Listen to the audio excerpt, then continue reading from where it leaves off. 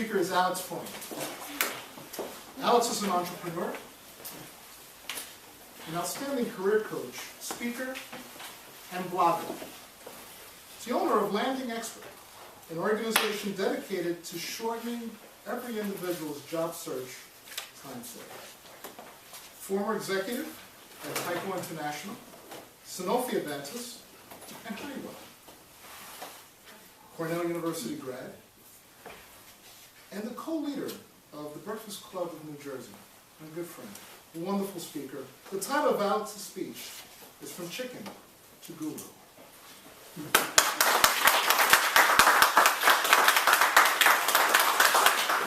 Thank you very much. Thanks for being invited.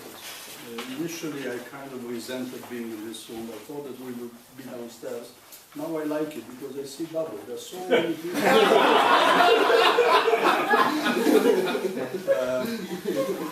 I was asked to talk a little bit about networking. In order to talk about it, you really need to understand my personal background. Let's start with the fact that I was born in communist Romania.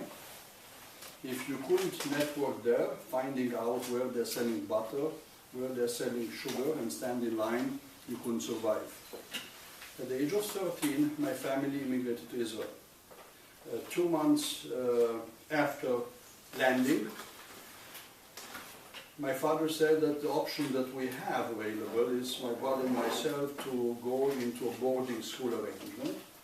It was essentially a glorified orphanage, although I had 2 loving parents. Best 6 years of my life I spent there. Adversity, yes. Language, I didn't know. Climate, I don't need to tell you, it's Florida climate.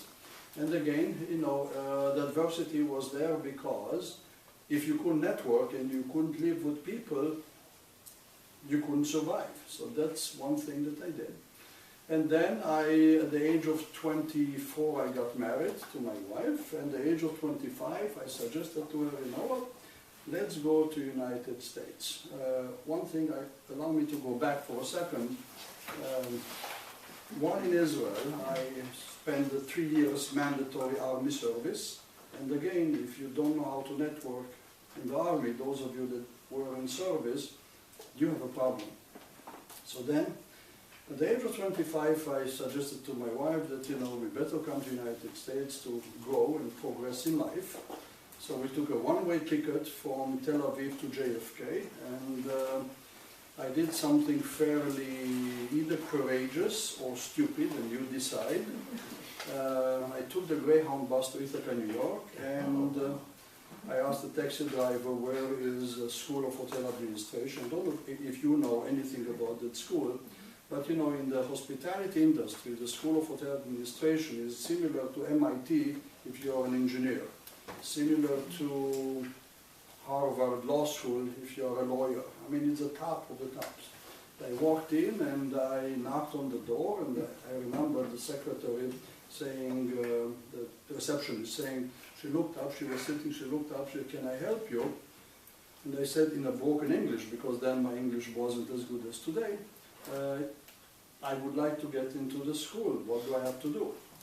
And she looked at me like her facial expression was, are you from Jupiter, Venus, the moon? How did you get here? Just think about it.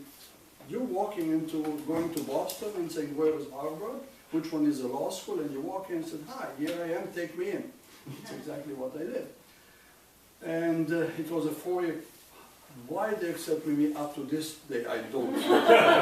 And I'm not kidding, because I was at the best a mediocre student. I had very, very significant learning disabilities in high school, and here I am, and fast forward 3.5 years, because I did the 4-year program in 3.5 years, and I graduated with a B average, which is probably the biggest accomplishment of my life.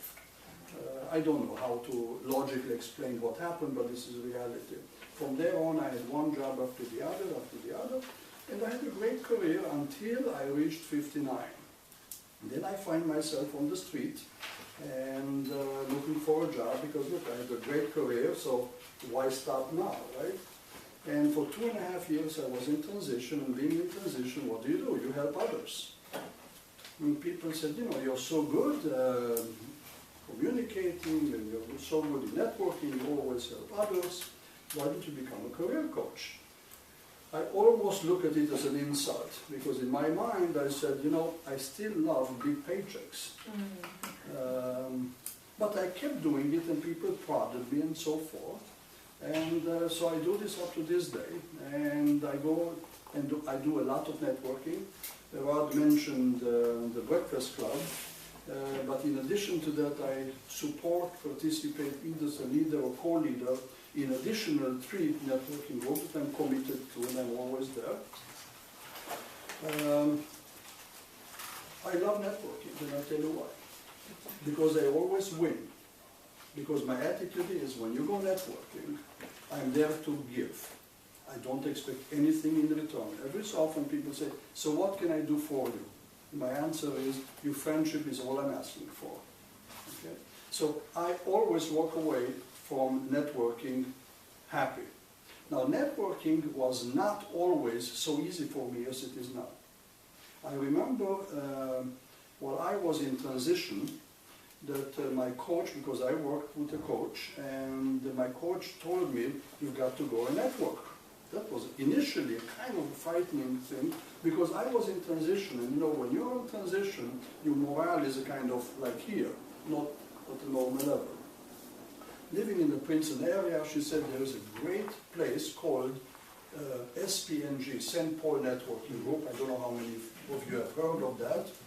And you've got to go there. It's fine if my coach tells me that that's what I need to do. I go in, and there were over 80 people there. And you know what they told me? You have to do the elevator pitch.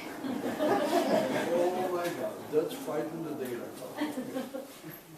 I didn't have enough courage, you know. I kind of snuck out, and I just left. I just couldn't face standing in front of the crowd and talking about myself. I go into my car, and I said to myself, idiot, what did you do? You go networking and you chicken out? You can't do that. So next time I went back, and from there on, I'm always out there and I'm always talking to people, and I love it. Now, I was asked to give you a few tips.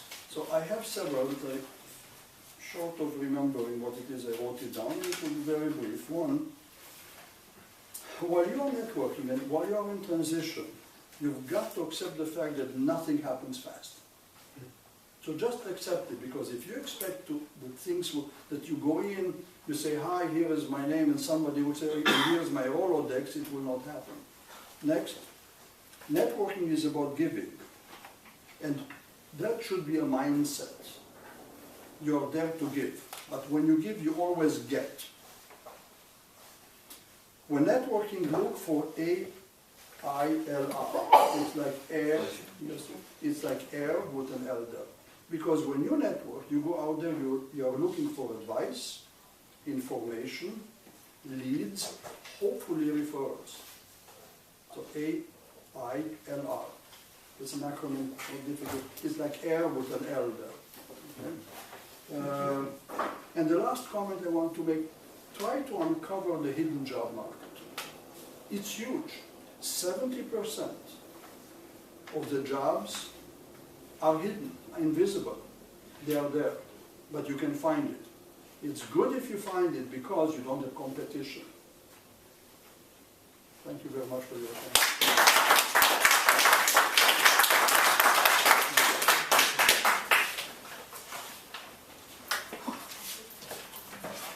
Great info. Thank you so much, Hans. That was great. Great stuff.